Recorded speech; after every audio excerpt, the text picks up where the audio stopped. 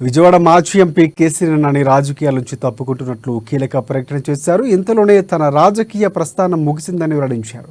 అనేక అంశాలు వివిధ వైపుల నుంచి వచ్చిన ప్రతిస్పందనలు జాగ్రత్తగా గమనించిన మీదట ఇక రాజకీయాలకు స్వస్తి పలుకుతున్నట్లు ఆయన తెలిపారు. 2 పర్యాయాలు విజయవాడ ఎంపీగా ప్రజలకు సేవ చేయడానికి తనకు దక్కిన గొప్ప గౌరవంగా భావిస్తున్నట్లు కేసీఆర్ నాని పేర్కొన్నారు. విజయవాడ ప్రజల స్థైర్యం, వారి దృఢ సంకల్పం నాకు స్ఫూర్తినిచ్చాయని అన్నారు.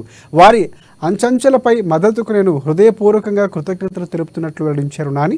నేను రాజకీయాల నుంచి తప్పుకుంటున్నప్పటికీ విజయవాడపై నా అంకిత భావం బలంగానే ఉంటుందని, విజయవాడ అభివృద్ధికి నేను చేయగలిగినంత సాయం చేస్తూనే ఉంటానని వెల్లడించారు కేసీఆర్.